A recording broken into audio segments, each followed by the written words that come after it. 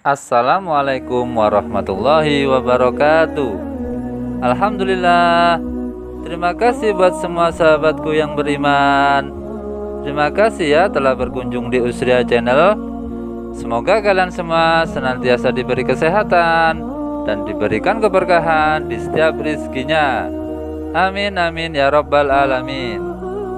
Kami sudah menyiapkan kisah, wahai sahabatku. Tentunya kisah yang penuh dengan hikmah. Kisah kali ini adalah kisah karomah Abu Nawas menyembuhkan wanita yang buta. Mari kita mulai kisah penggeli hati ini. Sepeninggal ayahnya, Abu Nawas kemudian dibawa ibunya ke kota Basra, Irak. Abu Nawas di sana belajar beberapa ilmu agama seperti ilmu hadis, sastra Arab, dan ilmu Al-Quran.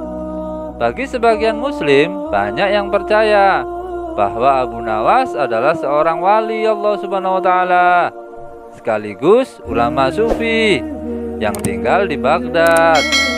Di setiap kisahnya, Abu Nawas banyak nilai-nilai positif yang bisa kita ambil pelajaran. Seperti halnya dalam kisah karomah Abu Nawas yang menyembuhkan wanita buta ini. Abu Nawas hidup di zaman Raja Harun ar-Rasyid. Abu Nawas juga dikenal seorang yang cerdas dan cerdik, serta berperangai baik. Sehingga tidak heran kalau Raja Harun ar-Rasyid kagum pada Abu Nawas. Bukan hanya itu, Abu Nawas juga merupakan sosok yang bijak dalam menyelesaikan permasalahan yang dihadapinya. Abu Nawas memang kerap kali ditantang oleh sang baginda raja untuk melakukan suatu hal yang sangat sulit. Namun karena kecerdikannya Abu Nawas selalu berhasil menjawab atau menyelesaikan tantangan yang diberikan oleh sang baginda raja itu. Dikisahkan, kehidupan rumah tangga Abu Nawas terbilang cukup sederhana sekali. Sedangkan jika Abu Nawas ingin kaya raya, Abu Nawas bisa saja mewujudkannya. Karena hubungan Abu Nawas dengan baginda raja sangat cukup dekat. Sudah berulang kali baginda raja menawarkan jabatan di istana kerajaan dengan gaji yang lumayan besar kepada Abu Nawas. Namun tawaran itu oleh Abu Nawas selalu ditolaknya. Abu Nawas lebih memilih menjadi masyarakat biasa dengan memilih kehidupan yang sederhana. Saking sederhananya, tidak ada satupun barang mewah yang terdapat di dalam rumah Abu Nawas. Meski demikian, Abu Nawas selalu bersyukur dengan apa yang dimilikinya. Kesederhanaannya itu Abu Nawas terapkan juga kepada istri dan anak-anaknya.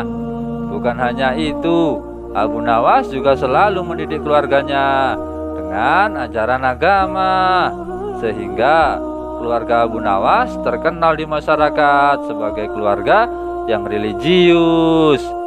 Dalam keseharian di dalam rumah saja, Abu Nawas menerapkan kebiasaan baik dan sesuai tuntunan agama. Kebiasaan tersebut diantaranya adalah ketika Abu Nawas akan masuk rumah, Abu Nawas selalu mengucapkan salam. Dan setelah masuk ke dalam rumah, Abu Nawas pun tak lupa mengucapkan Alhamdulillah. Begitu juga dengan sang istri maupun anak-anaknya Abu Nawas. Mereka senantiasa dididik oleh Abu Nawas supaya menerapkan kebiasaan baik itu. Suatu hari saat Abu Nawas pulang dari hutan untuk mencari kayu bakar, Abu Nawas mengetuk pintu rumahnya dan mengucapkan salam. Namun tak ada jawaban sama sekali dari dalam rumahnya. Dengan perasaan was-was, Abu Nawas masuk ke dalam rumahnya untuk mencari keberadaan istrinya.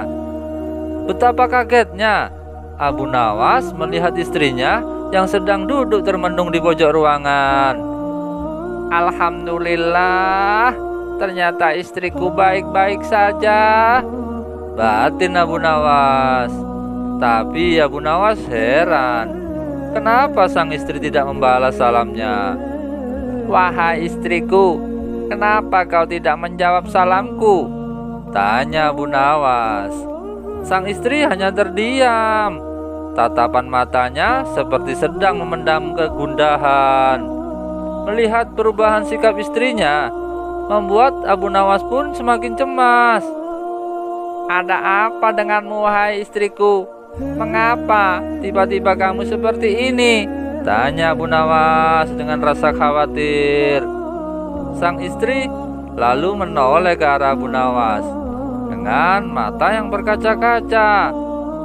Wahai suamiku, orang-orang yang dekat dengan Baginda Raja semuanya hidup enak, kebutuhannya selalu terpenuhi. Sedangkan kita, sampai kapan kita akan terus begini, wahai suamiku? Sekiranya engkau mau menemui Baginda Raja dan meminta jabatan di istana kerajaan, pasti Baginda Raja akan dengan senang hati memberimu jabatan sebagai hakim, dan engkau akan menerima gaji yang besar. Dengan begitu, kehidupan kita akan tercukupi. Apapun kebutuhan yang kita inginkan pasti akan terwujud, tutur sang istri kepada Abu Nawas. Perkataan istrinya itu membuat Abu Nawas kaget. Kenapa kau bicara seperti itu? Tidak takutkah engkau dengan hari perhitungan di akhirat kelak?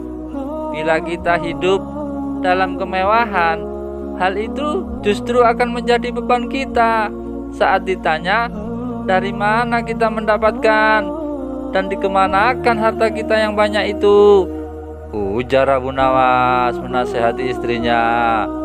Tapi raut kesedihan masih terlihat jelas di wajahnya. Abu Nawas pun kemudian berdoa, Ya Allah, siapa yang hendak merusak rumah tanggaku melalui istriku? Ya Allah, jika ada yang mau merusak rumah tanggaku ini, maka butakanlah matanya, ya Allah. Beberapa hari kemudian, saat Abu Nawas sedang berzikir, datanglah seorang wanita asing ke rumahnya. Abu Nawas selalu mempersilahkan duduk di ruangan tempat Abu Nawas biasa menerima tamunya. Ada perlu apa, Bu? Tanya Abu Nawas. Mata saya tiba-tiba buta, Tuan.